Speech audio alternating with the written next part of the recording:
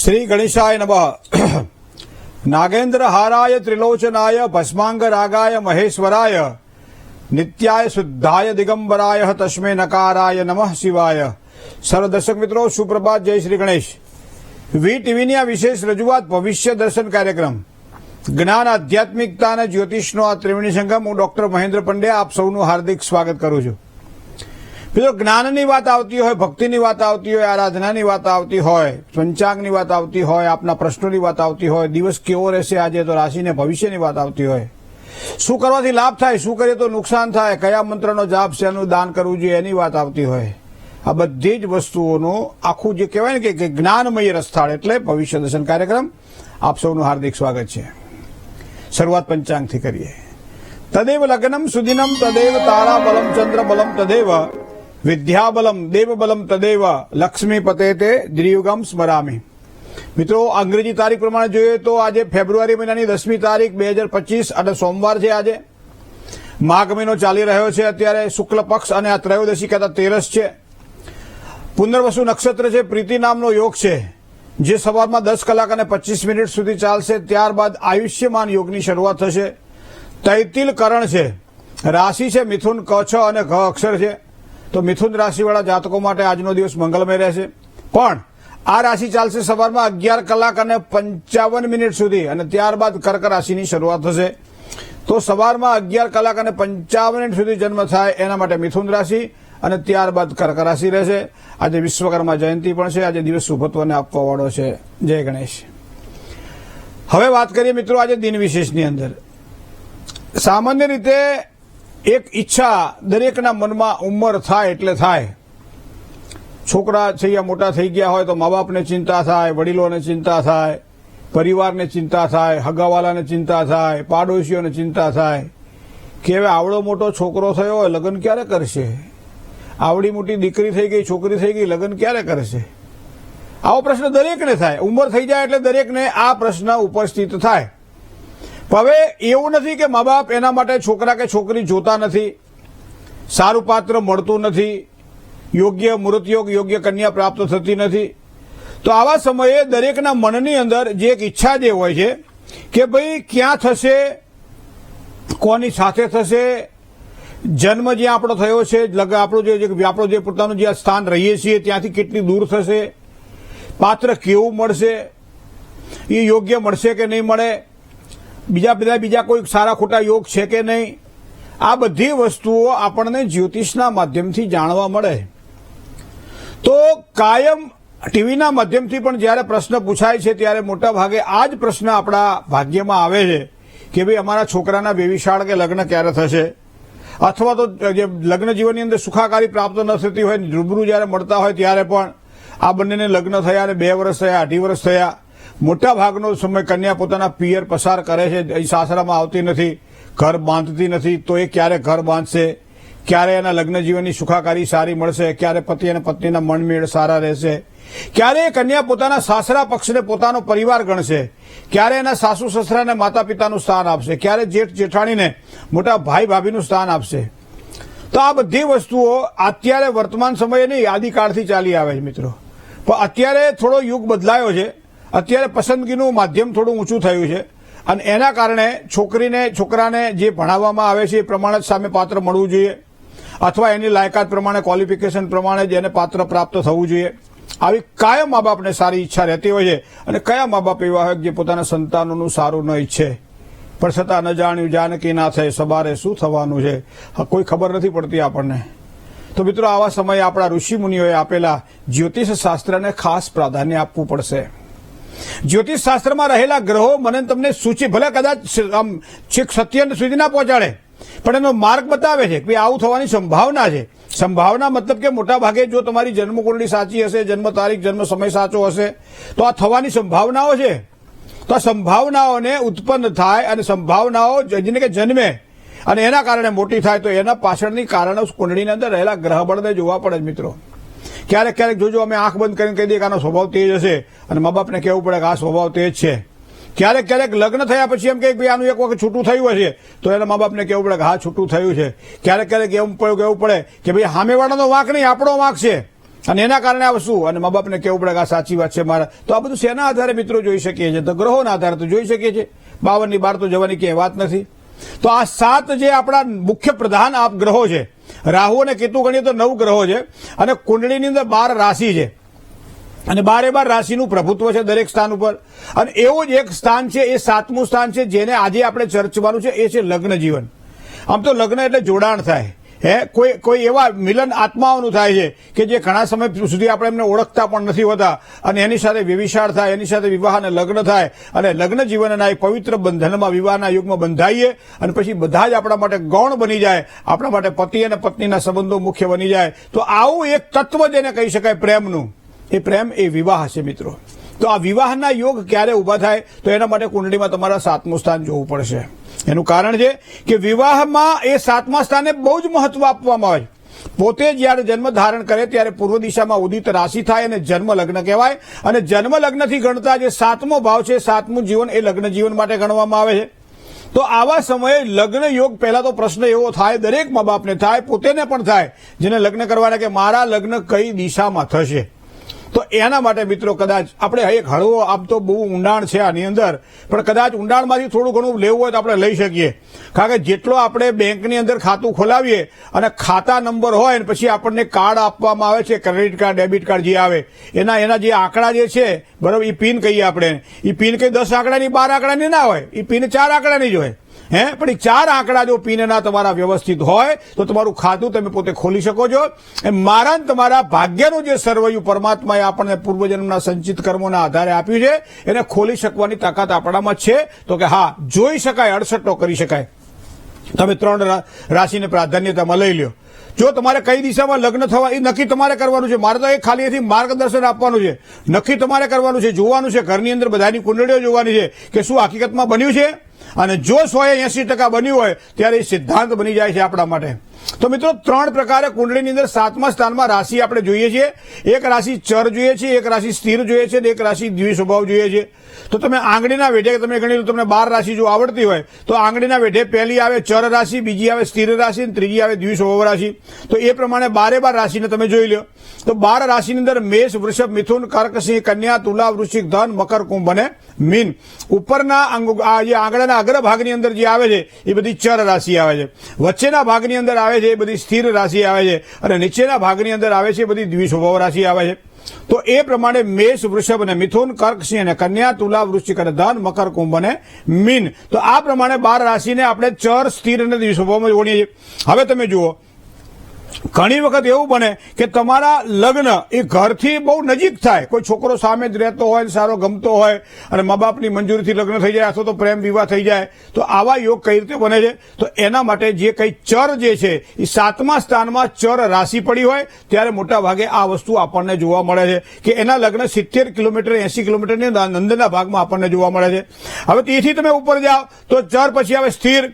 તો સ્થિર રાશિ જે છે એ વચ્ચેની રાશિ, મેં તમને કીધું ને, તમે વૃષભ આવે, એમાં સિંહ આવે, એમાં વૃશ્ચિક આવે ને કુંભ રાશિ આવે. તો આ વચ્ચેના ભાગની અંદર જે આ 4 રાશિ જે છે, એ 4 રાશિ જયારે જો આવતી હોય ત્યારે સમજી લેવાનું કે એના જે લગ્ન છે એ મોટા ભાગે 90 કિલોમીટરથી 120 કે 130 કિલોમીટરની અંદર જોવા મળે. થોડા ફેરફારો થઈ શકે. તમે કીધું તો 29માં જે લગ્ન થશે મહારાજ, આ 4થો મહિનો થઈ ગયો પણ લગ્ન નથી થયા, તો આ તારીખો કઈ પેલા આપણે જન્મની દાખલા છે એવી તારીખો નથી હોતી. એક અડહટ્ટો હોય છે, એમાં આખું પાછું થવાની સંભાવનાઓ રહેતી હોય છે.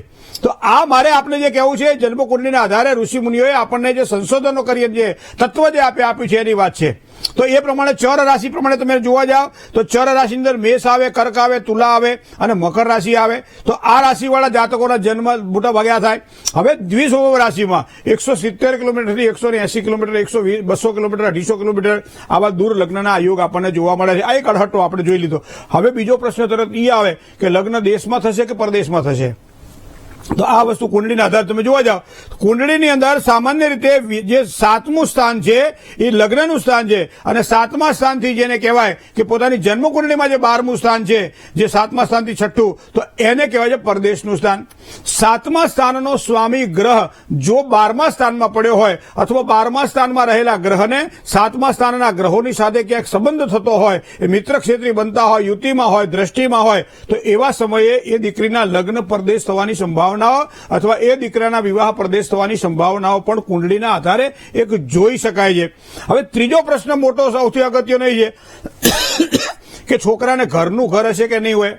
આ દરેક મા બાપ ઈચ્છે છે નોકરી તો સારી હોવી જોઈએ, પરિવાર નાનો હોવો જોઈએ, પણ પાછું ઘરનું ઘરે હોવું જોઈએ. એટલે ઘણા લોકો અમારા ત્યાં આવીશું કે ભાઈ અમારા આ 2 બેડરૂમ હોલ કિચન વાળું અમારું આ જગ્યાએ મકાન છે, અમારે એને કાઢી નાખીને આ જગ્યાએ 3 બેડરૂમ હોલ કિચન વાળું મકાન લેવું છે. એટલે આપણે કઈ મકાનના યોગ તો અત્યારે તમારી કુંડળી પ્રમાણે દેખાતા નથી, તો તમે શું કામ આ મકાન લેવું છે, કેમ વિચાર આવો આવ્યો, તમારી કુંડળીમાં તો દેખાતું નથી. ત્યારે કે છોકરાવાળા છોકરીવાળા જયારે જોવા આવે ત્યારે એમ કે આ મકાન બહુ નાનું પડે અને એના માટે થોડુંક જો મકાન વ્યવસ્થિત લઈ લઈએ તો સારી કન્યા મળે અને એના કારણે સારું જીવન. તો આ વસ્તુ પણ અહીંયા લગ્ન જીવનની અંદર આવે છે કે દાંપત્યની સુખાકારી માટે છોકરાને પોતાનું મકાન છે કે કેમ. સામાન્ય તમે જુઓ કુંડળીમાં જે 7મું સ્થાન છે પત્નીનું સ્થાન કે પતિનું સ્થાન છે. હવે પતિના સ્થાનથી 4થું સ્થાન એટલે આપણી કુંડળીમાં 10મું સ્થાન, જેને જે જોવાનું હોય એનું, અને એના આધારે એ વ્યક્તિ જોઈ શકે છે એ 10મા સ્થાનના અને 7મા સ્થાનના ગ્રહના સંબંધો કેવા છે. એ સંબંધોના આધારે જોઈ શકે છે કે એને પોતાના ઘરનું ઘર હશે કે કેમ. તો આ કુંડળીની અંદર આ ગ્રહો મને અને તમને આ રીતે સૂચિત કરે છે. જો પ્રબળત્વ શુભત્વને આપવાવાળા ગ્રહો એકબીજાની સારી શુભ દ્રષ્ટિમાં હોય, અશુભ દ્રષ્ટિમાં ના હોય, ત્યારે મોટા ભાગે આ વસ્તુ આપણને જોવા મળે છે કે એને પોતાના ઘરનું ઘર હોય કે ના હોય, અને હોય તો કેવું હોય અને ના હોય તો ક્યારે થશે. તો આ વસ્તુ પણ આપણે દરેક મા બાપ જે ઈચ્છતા હોય છે એ આપણે કુંડળીના આધારે જોઈ શકતા હોય છે. હવે બીજો પ્રશ્ન એ હોય કે ભાઈ 28 વર્ષ થઈ જાય, 32 વર્ષ થઈ જાય, 34 અને 36 વર્ષ થઈ જાય ત્યારે પણ લગ્નયોગમાં વિલંબ થાય છે, લગ્ન યોગ્ય પાત્ર મળતું નથી. ગમે એટલી મહેનત કરીએ છીએ, હગાવાલાઓને પૂછીએ છીએ, મેળાવડાઓમાં જઈએ છીએ, પોતાના બાયોડેટા બીજાને આપીએ છીએ, ઘણી બધી કસરત કરીએ છીએ અને છતાં સારા પાત્રને આપણે મેળવી શકતા નથી. તો આવા સમયે કુંડળીની અંદર સરળતાથી વિવાહ ન થાય. સરળતા એટલે આપણે કોઈને આપી દીધું, પાસ થઈ ગયું, ઓકે કરી દીધું અને ગોળ ખવાઈ ગયો, બરાબર છે. યોગ્ય સમયે પછી ચૂંદડીના ચાંદલા થઈ ગયા, પછી લગ્નના મુહૂર્ત જોવાઈ ગયા, આને સરળ કહેવાય. ઘણી વખત આપણે એક જગ્યાએ નક્કી કરીને આવ્યા, ઘેર આવ્યા, બધું પાકું જ છે, ભાઈ આગળ વધી શકાય એમ છે, કોઈ વાંધો નથી, બધી રીતે તૈયારી છે, છોકરાને છોકરી ગમે છે, છોકરીને છોકરો ગમે છે, અને પછી 4-5 દાડા થાય, અઠવાડિયું થાય એટલે છોકરીવાળા તરફથી પણ ફોન આવી શકે છે, છોકરાવાળા તરફથી પણ ફોન આવી શકે છે. શું આવે છે કે ભાઈ પેલી આપણે વાત થઈ હતી બરાબર છે, પણ હમણાં અમારી ઈચ્છા નથી. એનો મતલબ ચોખ્ખી ના નથી પાડતા. શું કહે છે?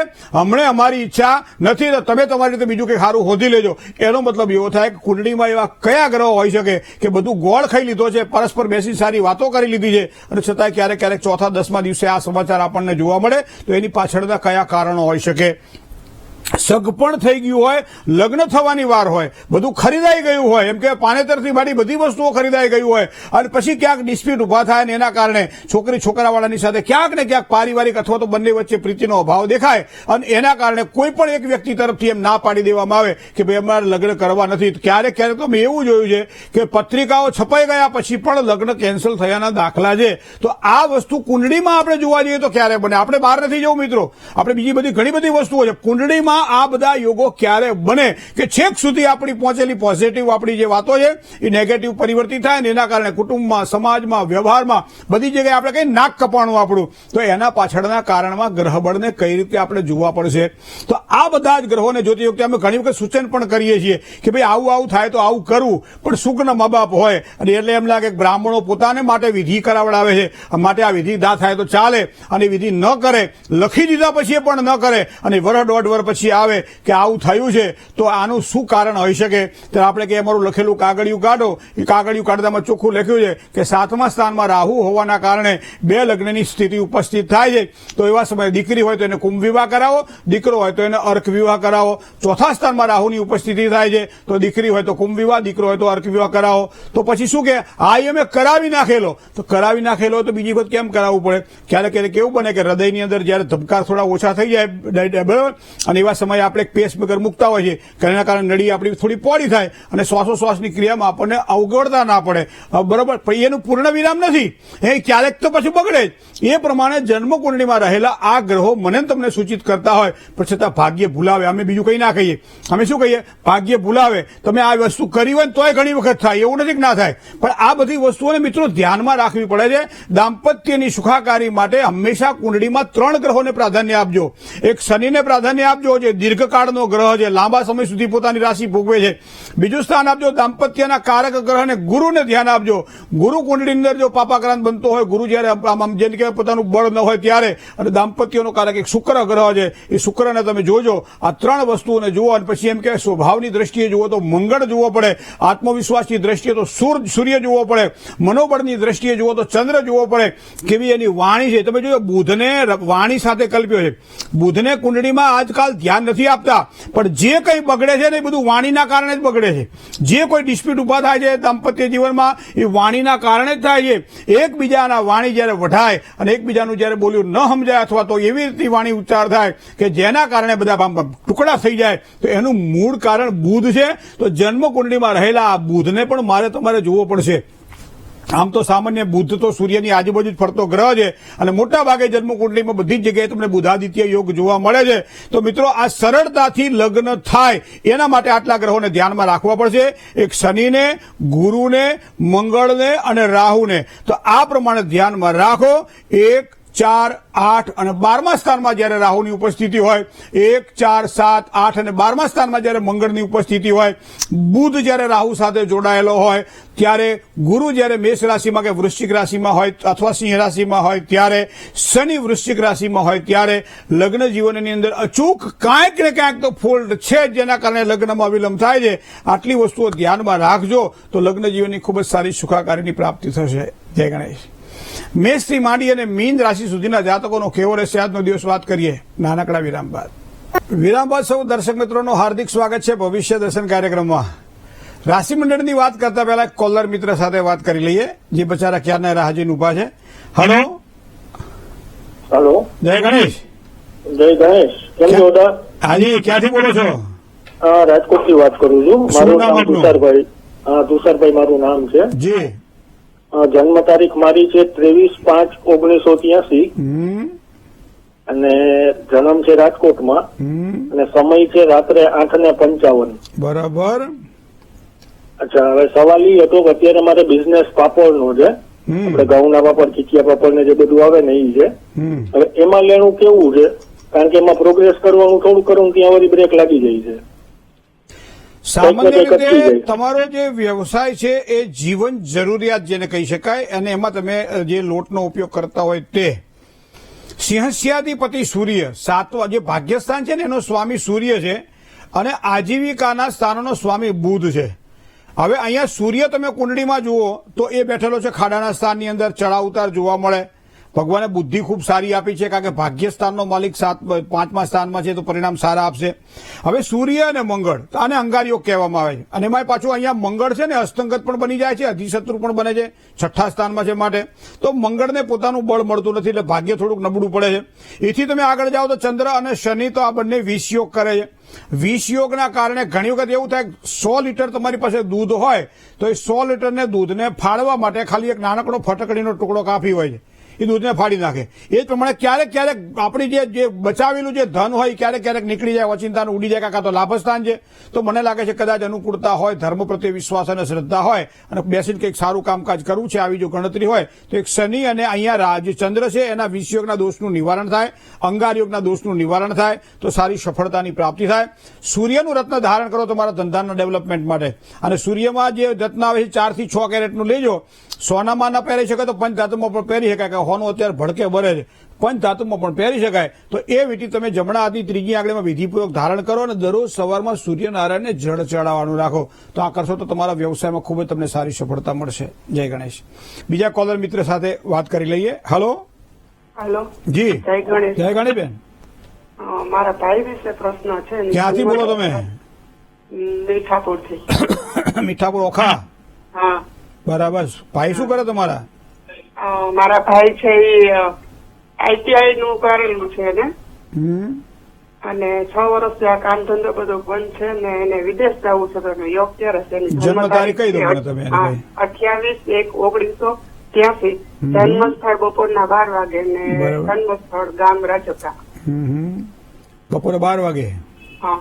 અને જન્મ સ્થળ રાજપરા, ખંભાળિયાની બાજુમાં. રાજપરા, ખંભાળિયા રાજપરા ખોડિયારમાંનું આવ્યું ભાવનગર પાસે, ખરું ને? ના ના, અહીંયા દ્વારકા જિલ્લામાં જાય. હા, ખંભાળિયા પાસે. હા ખંભાળિયા બાજુ. ખંભાળિયા પાસે એટલે તમારે કર્ક રાશિ આવે. કર્ક રાશિ છે ને ભાઈની? હા કર્ક છે. બરાબર. હવે જુઓ તમને કહું, એની કુંડળીની અંદર ભાગ્યસ્થાનનો સ્વામી એ ગુરુ છે. ગુરુ વૃશ્ચિક રાશિની અંદર બેઠેલો છે 8મા સ્થાનની અંદર. તો પ્રથમ તો ભાગ્યસ્થાન થોડું નબળું બન્યું. તો એને નબળું બને એટલે માટે શું કરીએ? તો પહેલાના જમાનામાં જયારે લાઇટો નહોતી ત્યારે પેટ્રોમેક્સનો ઉપયોગ કરતા હતા, અથવા તો ઘરમાં પેલો સ્ટવનો ઉપયોગ કરતા હતા. જયારે ધીમો પડે ત્યારે 2 પંપ આપણે વધારે મારતા હતા, જેના કારણે વધારે ડેવલપ થાય. અહીંયા કુંડળીની અંદર પણ આવું જ કંઈક વિચારવાનું તમારે. તમારી કુંડળી ભાગ્યસ્થાનનો માલિક અહીંયા 8મા સ્થાનમાં બેઠેલો ગુરુનું એક સારું રત્ન ધારણ કરે. હમણાં પ્રદેશના યોગ છે નહીં. જે 6 મહિનાથી તકલીફ છે એ 2 મહિના પછી સારું થવાનું છે. અહીંયા વિશેષ ફોકસ કરે, ગુરુનું એક સારું રત્ન પહેરે, ગુરુવાર એકટાણું કરે તો ખૂબ જ એમને સારી સફળતાની પ્રાપ્તિ થશે. બાકી તો શુક્ર મંગળનો લક્ષ્મી યોગ છે. સમય ખરાબ છે અત્યારે, સમય સારો આવશે એટલે બધું સારું થવા મળશે. જય ગણેશ. કર્ક રાશિ, સિંહ રાશિ, કન્યા રાશિ, તુલા રાશિ, વૃશ્ચિક રાશિ, ધન રાશિ, મકર, કુંભ અને મીન રાશિને કેમ ભૂલાય? પણ વાત કરીએ નાનકડા વિરામ બાદ. કોલર મિત્ર સાથે વાત કરીએ. હેલો. જય ગણેશ. જય ગણેશ.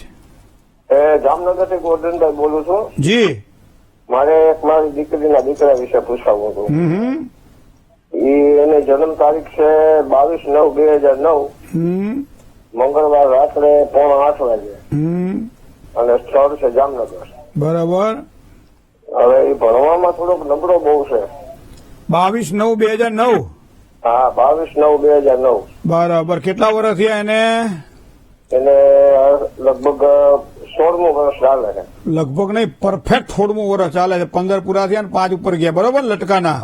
હા. હવે અત્યારે શું કરે અભ્યાસમાં? અત્યારે અભ્યાસમાં પોતે નિશાળે જાય છે, પણ બહુ એનું ભણવામાં દિલ લાગતું નથી. એને ક્રિકેટ રમવાનો શોખ બહુ છે. હવે ક્રિકેટ રમવાના શોખની પાછળ હું તમને કારણ કહું કે એક તો સિંહ રાશિ આત્મતત્વની રાશિ છે. 5મા સ્થાન માટે વિદ્યાસ્થાનમાં બેઠેલી આ રાશિ છે, જેનો સ્વામી સૂર્ય છે. અને આ શુક્રનું આધિપત્ય ભોગવે છે. મતલબ 5મા સ્થાને શુક્ર એટલે કોઈ પણ આમ કે ઇન્ડોર આઉટડોર ગેમ જેમાં રમત ગમત પ્રત્યેની વધારે વિશેષ રુચિ રહે. ઘણી વખત નાના નાના છોકરાઓને ક્યારેક ફૂટબોલમાં રસ હોય, ક્યારેક ટેનિસ બોલમાં, ક્યારેક બીજી કોઈ ઇતર પ્રવૃત્તિમાં, ક્યારેક કોમ્પ્યુટરની અંદર. એટલે જે કહેવાય કે જે ભણવાનું છે એની કરતાં વિશેષ બીજી પ્રવૃત્તિમાં ધ્યાન આપે. હવે બીજી વાત મારે આપને કહેવી છે કે 5મા સ્થાનનો સ્વામી પાછો સૂર્ય છે. સૂર્ય અહીંયા કુંડળીની અંદર જો જોવા જઈએ તો એ પોતે પ્રબળ બની રહ્યો છે. મતલબ વિશેષ કોઈ ટેન્શન નથી, પણ શનિ સાથે હોવાના કારણે 20 યોગ બનાવી રહ્યો છે. બુધ હોવાના કારણે એક ઇતર પ્રવૃત્તિમાં ધ્યાન વધારે આપી રહ્યો છે. તો ભણવામાં પણ ધ્યાન આપવું હોય તો એના માટે તમારે સૂર્ય અને શનિના સંઘર્ષ યોગના દોષનું વિધિપૂર્વક નિવારણ થાય. બીજું, મેષાધિપતિ મંગળ જે છે કુંડલીની અંદર લગ્નેશ છે, તૃતીય પરાક્રમ સ્થાનમાં છે. એનો મતલબ ભણતરમાં તો સારી સફળતા એને મળવાની જ છે, પણ અત્યારે રમતિયાળ સ્વભાવના કારણે કદાચ આ વસ્તુ બને છે. તો સૂર્યનું એક સારું રત્ન ગળામાં પહેરાવો તો પણ એમ કહેવાય છે કે 4 મુખી રુદ્રાક્ષની સાથે એને સફળતા સારી અપાવશે. રવિવારના દિવસે ઘરમાંથી કોઈ પણ વ્યક્તિ એના નામથી સૂર્યનારાયણને જળ ચડાવે અને એને રવિવારે ગોળ ખવડાવે અને એટલો ને એટલો ગોળ ગાયને ખવડાવે, આ કરશે તો સારી સફળતા મળવાની છે. જય ગણેશ. બીજા એક કોલર મિત્ર સાથે વાત કરીએ. હેલો. જય ગણેશ. જય ગણેશ. હા, હું દક્ષાબા બોલું છું, ધોળકાથી. જી. મારા બાબા વિશે મારે પૂછવું છે. બરાબર. એની જન્મ તારીખ છે 13/11/2003 અને ગુરુવાર. બરાબર. અને સમય છે દિવસના 12 વાગ્યાનો. એ સરકારી એટલે કે તૈયારી કરે છે, પણ પરીક્ષામાં આ વખત પણ એને પહેલી જે પરીક્ષા આપી પોલીસની એમાં તે નાસી પાસ થયો છે. તો એના કુંડળીમાં શું છે એ મારે જાણવું છે. ગુરુ અહીંયા કુંડળીમાં બેન બેઠેલો છે સિંહ રાશિનો 8મા સ્થાનની અંદર. ભાગ્ય સ્થાનનો સ્વામી જે બુધ છે, બુધ શુક્ર સાથે મતલબ કે પરીક્ષામાં સફળતા તો એને અપાવે, પણ તુલા રાશિમાં મંગળ નીચનો બની અને 10મા સ્થાનમાં છે. તો રાહુથી દ્રષ્ટિમાં છે, તો આ થોડી તકલીફ તો રહેવાની. એનો મતલબ એવો થાય કે બીજા જે મહેનત કરે છે એના કરતાં મહેનત થોડી વધારે કરે તો સારી સફળતાની પ્રાપ્તિ થાય. એથી વિશેષ તમને કહું કે રવિવારના દિવસે એકટાણું કે ઉપવાસ કરે, કુળદેવીની ઉપાસના કરે, માતાજીને સુખડીનું નિવેદ ધરાવે, ગુલાબનો એક પુષ્પ ચડાવી માતાજીને પગે લાગે, સર્વ મંગલ માંગલ્યે શિવે સર્વાર્થ સાધિકે શરણે ત્રંબકે ગૌરી નારાયણી નમોસ્તુતે આ મંત્રની એક માળા કરે. એના કારણે એને એક સ્ટેમિના એક સુખ આવશે અને એના કારણે તકલીફ જે હશે એ દૂર થશે. બીજું, રાહુ 4થા સ્થાનમાં છે એટલે થોડી ઘણી તો મહેનત એને વધારે કરવી પડશે, તો જ એને સારી સફળતાની પ્રાપ્તિ થશે. જય ગણેશ. બીજા કોલર મિત્ર સાથે વાત કરીએ. હેલો. હા મહેન્દ્રભાઈ. જય ગણેશ. જય ગણેશ. હા, હું કહું છું મારે જન્મ કુંડળી નથી એટલે મને મારા વિશે કઈ આમ ખબર નથી. નાનપણથી મમ્મી પપ્પા વગર છું તો મારે આમ જીવનમાં બહુ તકલીફ આવી છે. તો એનો કોઈ નિકાલ ઘણી. શું તકલીફ શું છે તમારે? અરે મારા ઘરવાળા 25 વર્ષથી જતા રહેલા છે. હમ તો એ અત્યાર સુધી એનો કોઈ પત્તો નથી. મારો બાબા બધી બે છે અને અત્યારે એનું પરિવાર બધું મારા ઘરે આવે જાય છે ખરું, પણ એ લોકો મને સંપત્તિમાંથી કોઈ ભાગ આપતા નથી. તો એમાંથી મને હવે વાતો એ ગાડા ભરાય બેન. એક જ વસ્તુ તમને કહું, એક બહુ સારો મંત્ર છે અને એ મંત્ર શુક્રવારથી તમે શરૂ કરો અને 4 શુક્રવાર દરમિયાન સળંગ કરો તમે. એટલે 4 શુક્રવાર જ્યાં સુધી પૂરા ન થાય ત્યાં સુધી દરરોજ તમે મંત્રનો જાપ કરો. બરાબર? 4 શુક્રવાર પૂરા થઈ જાય પછી ચોખા સાકરનું દાન સફેદ કપડામાં બાંધી અને તમે કરજો અને પછી તમે વ્રત ચાલુ રાખજો. અને એ મંત્ર છે રીમ માંગલ્ય લક્ષ્મી નમઃ. તો આ મંત્ર તમારા માટે ખૂબ જ સારી સફળતા પ્રદાન કરશે. તમે કહ્યું એ બધા જ પ્રકારના પ્રશ્નો એ મહાલક્ષ્મીની કૃપા થશે તો બધા તમને સારા ફળની પ્રાપ્તિ થશે. રીમ માંગલ્ય લક્ષ્મીએ નમઃ. તો આ મંત્રનો જાપ શુક્રવારથી શરૂ કરજો અને શુક્રવારે પૂરો કરજો. 4 શુક્રવાર વચમાં લેવાના પણ હળંગી કરવાનો તમારે. તો આ પ્રમાણે કરશો તો બેન ચોક્કસ સારી સફળતા અપાવશે. જય ગણેશ. બીજા કોલર મિત્ર સાથે વાત કરીએ. હલો. હાલો, જય માતાજી. જય માતાજી. હા, હું ભાવનગર થી બોલું છું, દિવ્યાબા. જી. હા, મારે હસબન્ડ વિશે પૂછવું છે. હા હા, એમના ધંધા માટે. હા હા, એમની જન્મ તારીખ છે 20/12/92. નામ છે રાજદીપસિંહ બરાબર. અને જન્મ સ્થળ છે ભાંખ ઉપલેટાનું. સમય? હા, સમય છે 4:58 સવારે. સવારમાં 4:58. ઢાંક એટલે તમારે ગણપતિ બાપા વાળું? હા, ઢાંક નહીં, ભાંખ. એ પાછું બીજું આવ્યું ને? ઉપલેટા. હા, ગણપતિ બાપાનું મંદિર કયું આવી? ઈ ભાંખ, આ ભાંખ. હા, પ ને ક ને ઢ ને બધું ભેગું થઈ ગયું એમ ને? કઈ વાંધો નહીં. શું પ્રશ્ન હતો? હવે એમને ધંધામાં કે નોકરીમાં કઈ આમ નથી આવતું બરોબર. શું કરે અત્યારે? શું કરે અત્યારે? તો આ અમારે ખેતીવાડી ની બધું છે. હા, પણ એમને પર્સનલ કઈ ધંધો નહીં એમ. એટલે ખેતીવાડી પર્સનલ ધંધો ના કહેવાય? ના પણ એમ થાય કે પોતાનું હોય સ્વતંત્ર. તો આ કોનું કરે? પારકું આવે છે? ના, અરે આવું બધા ધંધો કરે. તમે મોરલ તોડી નાખો છો તમારા હસબન્ડ નું. કર્ક રાશિનો મંગળબેન ભાગ્યસ્થાનમાં બેઠેલો છે. ભાગ્યને ડેવલપ કરવું હોય તો વાહન જો કદાચ મેલું હોય ઉજળું કરવું હોય માટે પાણીની જરૂર પડે, સર્ફની જરૂર પડે. ગામની અંદર તળાવના કાંઠે બેઠા હોય તો માટીની જરૂર પડે ત્યારે વાસણ ઉજળું થાય. તો ભાગ્યને ઉજળું કરવા માટે શું કરવું? તો અહીંયા કુંડળીમાં ભાગ્યસ્થાન જોવાતું હોય. ભાગ્યસ્થાનની અંદર કર્ક રાશિનું મંગળ, એનો મતલબ એવો થાય કંઈક નવું કરવું છે પણ હુજતું નથી. તો એના માટે તો ભગવાન ગણપતિની ઉપાસના ખૂબ જ સારા અને વ્યવસ્થિત પરિણામો આપશે. કલૌ ચંડી વિનાયકો કળિયુગની અંદર ગણપતિ દાદા શીઘ્ર ફળ આપે. તો એના માટે દર મંગળવારે રીમ સિદ્ધિ વિનાયકાય નમઃ આ મંત્રની 5 કે 7 કે 11 માળા કરી અને ગોળ ગાયને ખવડાવે. પોતે પણ બપોરના ભોજનમાં ગોળનો ઉપયોગ કરે તો એમને સારી સફળતાની પ્રાપ્તિ થાય. શનિ બેઠેલો છે શુક્ર સાથે. આવક. બીજા કોલર મિત્ર સાથે વાત કરીએ. હલો. જય ગણેશ. જય ગણેશ. હા, મારા પુત્ર વિશે, બાબા વિશે પૂછવું છે. હા. એને 2 વખત અગાઉ પૂછ્યું ત્યારે તમારું બધી વસ્તુ સાચી પડી છે. હાલમાં હવે એના લગ્ન માટે, હગી માટે પૂછવાનું છે. હેલો, બોલો. જન્મ તારીખ કહો. 2/12/1998. 2/12/1998. સમય? સાંજે 5:30. સાંજે 5:30. જન્મ સ્થળ? ડીસા. શું વસ્તુ તમારી સાચી પડી? એને ફોરેન મોકલવાનો હતો ત્યારે તમે કહ્યું કે ફોરેનમાં એને મેળ પડી જશે અને નોકરી સારી થશે. બધું સારું થઈ ગયું કમ્પ્લીટ. અત્યારે હવે એની હગાઈ કરવાની છે. તો તમે તો કોના ઘરે, કયા ગામ? તમે તો મારો દિવસ સુધારી દીધો વખાણ કરીને. કોને ના ગમે પણ ગણપતિમાં સૌથી વધારે વખાણ. બરાબર ને? પણ બાપા ગણપતિ બાપાનો આભાર માનો. આપણે તો બધા માટીના માણસ. હવે મને કુંડળીની અંદર વાત કરીએ. આપણે શુક્ર સૂર્ય સાથે બેઠેલો છે. ચટ મંગની પટ બ્યા. હવે તમારા વિસ્તારમાં એ બાજુ થાય કે નહીં ખબર નહીં, પણ અહીંયા કુંડળીમાં એવું બતાવે છે કે સગપણ ને લગ્ન વચ્ચે બહુ ટાઈમ નહીં રહે, અને એમાં પાછું એપ્રિલ મહિનાથી શરૂ થાય છે અને સારા યોગ એના શરૂ થઈ રહ્યા છે, કારણ કે 27 વર્ષ એને બેસી ગયું છે અને 27 વર્ષ એના માટે લગ્નનું વર્ષ છે. બીજી વિશેષ કુંડલીમાં કોઈ દોષ દેખાતા નથી. હા, પેલો વૃશ્ચિક રાશિમાં શુક્ર હોવાના કારણે અધિશત્રુ બને છે. જો ચંડીપાઠ આવડે તો ચંડીપાઠ એને કરવો જોઈએ દર રવિવારના દિવસે. ચંડીપાઠ ના આવડતો હોય તો કોઈ પણ એક મંત્ર અંદરથી લઈ લો. માનો કે તમે 13મો અધ્યાય લો, 13મા અધ્યાયની અંદર કીધું કે સર્વ બાધા વિનિર્મુક્તો ધનધાન્ય સુતાન્વિત મનુષ્યો મત પ્રસાદે ન ભવિષ્યતિ ને સંશય. કોઈ પણ મંત્ર તમે લઈ લો તો આ પ્રમાણે એને ખૂબ જ સારી સફળતાની પ્રાપ્તિ થાય. ચોથા સ્થાનની અંદર સિંહ રાશિનો બેઠેલો રાહુ એ દ્વિકલત્ર યોગ, લગ્ન યોગમાં વિલંબ કરાવડાવે અથવા તો 2 લગ્ન ન કરાવડાવે, એના માટે અર્ક વિવાહ કરાવવો પડે છે, તો સારી રીતે કરાવડાવી લેજો, એનાથી સારી સફળતા મળશે. જય ગણેશ. બીજા એક કોલર મિત્ર સાથે વાત કરીએ. હેલો હેલો, જય ગણેશ. જય ગણેશ. જી, અંકલેશ્વરથી બોલું છું રમેશભાઈ. રમેશભાઈ કેમ છો? બસ મજામાં. એમ ને, બસ કોના માટે પૂછવું છે? મારા છોકરા માટે પેલું મેરેજ નું પૂછ્યું છે. વાત આવે તો કઈ આવીને અટકી જાય છે, આગળ થતું નથી. અચ્છા, જન્મ તારીખ 31/1/98.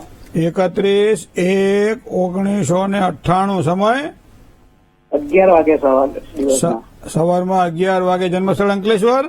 અંકલેશ્વર. બરાબર. શું કરે છે ભાઈ અત્યારે? એ અત્યારે કંપનીમાં નોકરી કરે છે.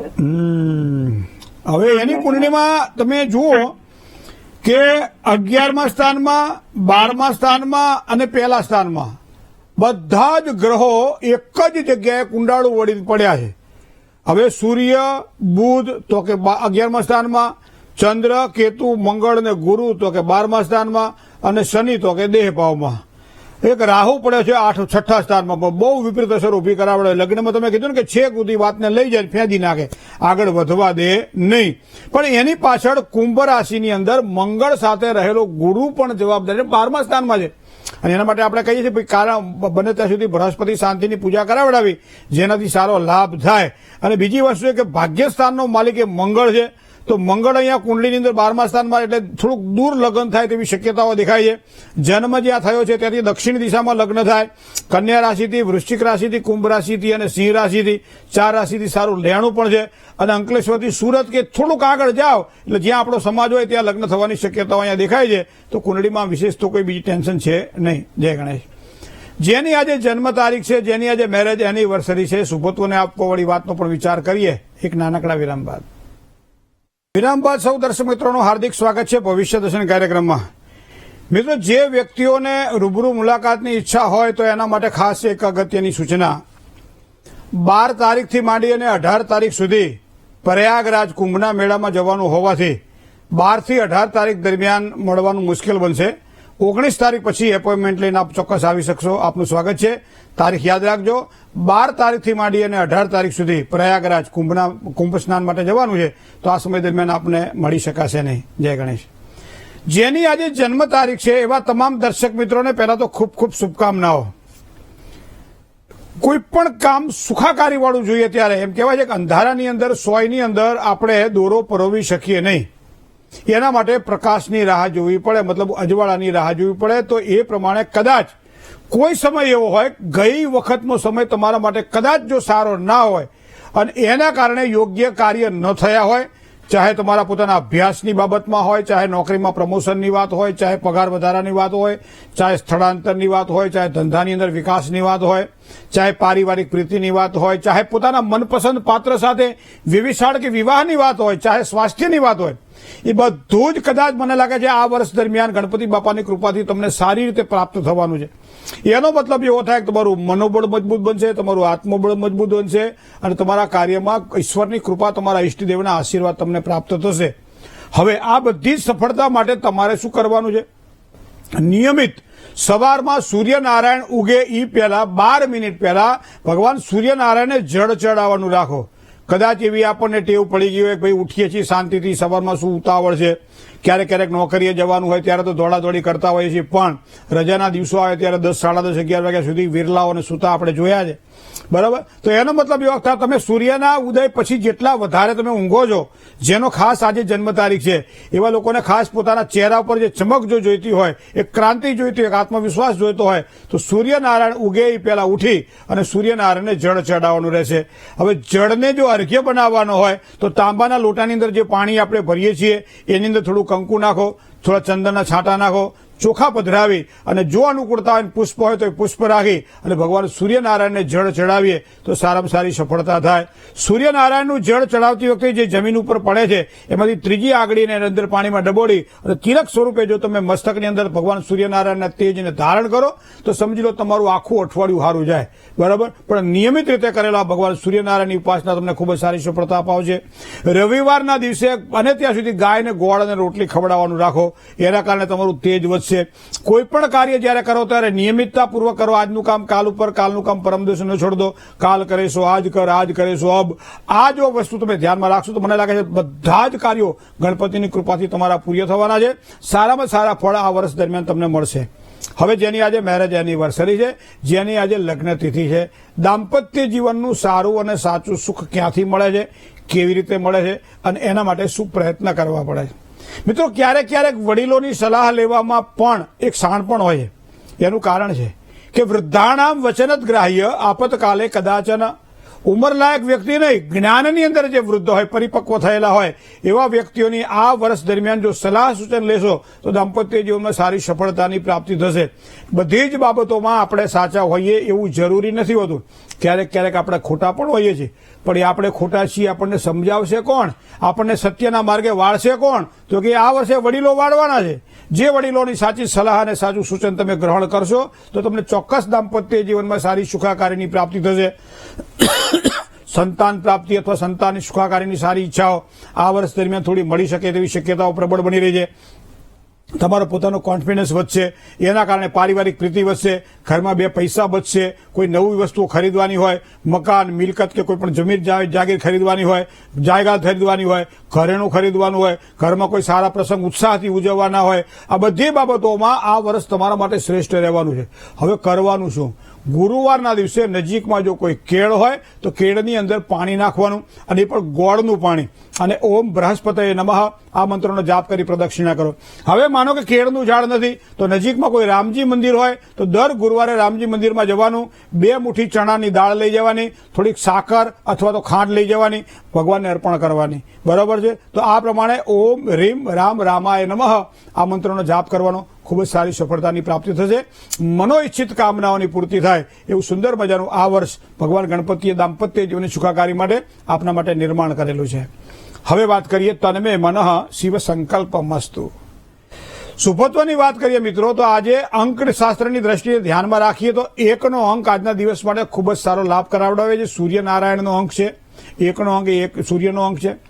સાથે સાથે રંગની વાત કરીએ તો 2 રંગને પ્રાધાન્ય આપવું પડશે, જેના કારણે વધારે સારી સફળતા મળશે. પહેરવાની સારા કપડાં ઈચ્છા થાય તો બને ત્યાં સુધી સફેદ અથવા દૂધિયા રંગના કપડાં પહેરો, અથવા તો આસમાની રંગ અંદર ટીકીઓ ટાંકેલી હોય અથવા આસમાની રંગ તમારી સાથે હોય તો આ સફેદ અને આસમાની રંગ આજના દિવસ માટે ખૂબ જ સારો લાભ કરાવડાવશે. કોઈ પણ કામકાજ કરતી વખતે કહે કે સારું મુહૂર્ત જોઈને કામકાજ સકન જોઈને સંચર જોરે તો 9 કલાક અને 31 મિનિટથી સવારમાં 11 કલાક સુધીનો સમય એ શ્રેષ્ઠ સમય છે. કોઈ પણ સારું કામકાજ કરવું હોય તો આ સમયને પ્રાધાન્ય આપજો. રાહુકાળનો વિચાર કરીએ મિત્રો તો રાહુકાળ સવારમાં 8 કલાક ને 2 મિનિટથી 9 કલાક ને તેના દિવસો ગતા એક જ ગયો. હવે એનું કોઈ ચિંતા કરવાની જરૂર નથી. પણ દિશાની વાત કરીએ તો દક્ષિણ દિશા આજના દિવસ માટે બહુ સારો લાભ કરાવડાવે. જે દક્ષિણ દિશામાં બેસીને કામકાજ કરો, દક્ષિણ દિશાની મુસાફરી કરો, જે કંઈ કરવું હોય તે ભલે યમનું દ્વાર છે પણ દક્ષિણ દિશા આજના દિવસ માટે લાભ કરાવડાવશે. પણ અશુભત્વની વાત કરીએ તો 2 ખૂણાને પ્રાધાન્ય આપીએ. એક ખૂણો જે છે એ અગ્નિ ખૂણો છે, જે પૂર્વ અને દક્ષિણની વચમાં આવેલો છે, અને એક વાયવ્ય ખૂણો જે છે એ ઉત્તર અને પશ્ચિમની વચમાં આવેલો છે. તો વાયવ્ય ખૂણો અને અગ્નિ ખૂણો આ 2 ખૂણાને સાચવીને કામકાજ કરવું પડશે. હવે 12 રાશિની અંદર એક રાશિને આજે વધારે સાચવવાનું રહેશે. કઈ રાશિ છે? મિથુન રાશિ. મિથુન રાશિ એટલે જેના અક્ષર ક, છ અને ઘ છે. તો મિથુન રાશિવાળા જાતકોએ આજે તન, મન અને ધનથી સાચવીને કામકાજ કરવાનું રહેશે. જય ગણેશ. ચલો કોલર મિત્ર સાથે વાત કરીએ. હલો હલો હલો હલો હા હલો જય ગણેશ જય ગણેશ હા હા જય ગણેશ જય ગણેશ જય ગણેશ બોલો. હા મહેન્દ્ર હા હું બોમ્બે થી થાણાથી બોલું છું. હા હા તમે મારી વાતને સાંભળી શકો છો? હા હમણાં તમારી વાત સાંભળી. તો ફટાફટ બોલો, ને તો મારો કાર્યક્રમ તમારા થાણામાં પૂરો થઈ જાય. પછી આ થાણા ક્યારે નાખશું? હા હમણાં સાંભળ્યો. હા મહેન્દ્રભાઈ જન્મ જય તારીખ ગણેશ. કોનું જોવાનું છે? 15/6/80. 15 મારા બાબાને વાત કરવી છે. 15/6 15/6/80. 1980. સમય રાતના 9 વાગે. રાતના 9 વાગે. જન્મસ્થળ હા અલીબાગ મહારાષ્ટ્રમાં. મહારાષ્ટ્રમાં અલીબાગ. બરાબર. શું પ્રશ્ન હતો બાબાનો? હલો પ્રસંગ નથી આવ્યો હજી સુધી. હે આ તારીખ લગ્ન નથી થયા હજી સુધી. શુક્ર અને સૂર્ય કુંડળીની અંદર બુધ સાથે જોડાયેલા છે. 7મા સ્થાનમાં બુધ તો પ્રબળ બની રહ્યો છે. 8મા સ્થાનમાં રહેલો કર્ક રાશિનો રાહુ કદાચ લગ્ન યોગમાં વિલંબ કરાવડાવે. એક વસ્તુ આ સિંહ રાશિની અંદર બેઠેલો ગુરુ એટલે બૃહસ્પતિ, અહીંયા બૃહસ્પતિ દોષ કરી રહ્યો છે. તો અહીંયા સિંહસ્થ ગુરુ લગ્ન યુગમાં વિલંબ કરાવડાવે અથવા તો લગ્ન સુખ ન લેવા દે, તો એના માટે તો બૃહસ્પતિ શાંતિ કરવાથી સારી સફળતાની પ્રાપ્તિ થાય. શનિ અને ગુરુ પણ સાથે બેઠેલા છે, મંગળ પણ સાથે જોડાયેલો છે. તો એનો મતલબ કે લગ્ન કરવામાં રુચિ ના હોય, જે ઈચ્છા હોવી જોઈએ અંદરથી જ આમ ઈચ્છા થવી જોઈએ કે મારા લગ્ન થાય, એવું રુચિ ના હોય અને એના કારણે પણ સારું પાત્ર મળે પણ છતાં યોગ્ય પસંદગી ન કરી શકીએ, અથવા તો એવા પાત્ર મળે જેમાં આપણને ગમે નહીં આવું પણ બનવાની સંભાવનાઓ છે. તો એના માટે તમારે બૃહસ્પતિ શાંતિ અવશ્ય કરાવડાવી લેજો. શુક્ર અસ્તંગત બની રહ્યો છે, મતલબ કુળદેવીની ઉપાસના થાય એટલે કરાવડાવજો, એનાથી એને સારી સફળતા મળશે. મુંબઈ બેઠા બેઠા પણ તમે અમારો ગુજરાતનો કાર્યક્રમ જુઓ છો, તમારો ખૂબ ખૂબ આભાર. જય ગણેશ. શું કરવાથી લાભ થાય, શું કરે તો નુકસાન, કયા મંત્રનો જાપ, શેનું દાન કરવું જોઈએ, વાત કરીએ નાનકડા વિરામ બાદ. વિરામ બાદ સૌ દર્શક મિત્રોનું હાર્દિક સ્વાગત છે. મિત્રો શું કરવું આજના દિવસ માટે? વેદનો સાર જેને કહી શકાય, સ્થિવ સ્તવન પશુનામ પતિ પાપ નાશમ પરેશમ જટાજૂટ મધ્યે સ્ફુરદ ગંગવારી મહાદેવમેકમ સ્મરામી સ્મરામી. ભગવાન ભોળાનાથનું એક અસીમ જેને કહી શકાય ગુણગાનને વર્ણવતું જે સ્તવન છે અને એનું નામ છે વેદસાર શિવ સ્તવન, શંકરાચાર્ય વિરચિત છે.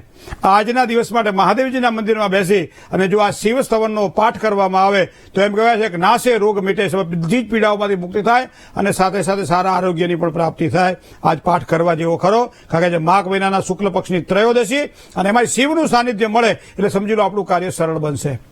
બને ત્યાં સુધી આજના દિવસ માટે દૂધનો બગાડ ન કરો, ખાસ ધ્યાનમાં રાખજો. ઓમ સામ સદા શિવાય નમઃ, ઓમ સામ સદા શિવાય નમઃ. આ મંત્રનો જાપ આજના દિવસ માટે કરજો, જેના કારણે સારી સફળતા મળવાની છે. ગોળ અને રોટલી જો ગાયને ખવડાવી દો આજના દિવસ માટે તો પણ વધારે સારી સફળતાની પ્રાપ્તિ થવાની છે. જય ગણેશ. ભવિષ્ય દર્શન કાર્યક્રમ એટલે જ્ઞાન, આધ્યાત્મિકતા અને જ્યોતિષનો ત્રિવેણી સંગમ. આપણા પ્રશ્નોના જવાબ તો ખરા છે, બરાબર. આ પ્રશ્ન કદાચ આપ ટેલિફોનના માધ્યમથી તો પૂછો છો, પણ કદાચ રહી જતું હોય કે કંઈક હજી મારે પૂછવું છે પણ ફોન લાગતો નથી, તો એના માટે શું કરવું? તો એના માટે અમારો એક બીજો પણ વિકલ્પ છે અને પત્ર વ્યવહારનો છે. પત્ર વ્યવહાર દ્વારા પણ તમે તમારા પ્રશ્નોને અમારા સુધી પહોંચતા કરી શકો છો. તો એના માટેનું આ સરનામું પણ નોંધી લેશો.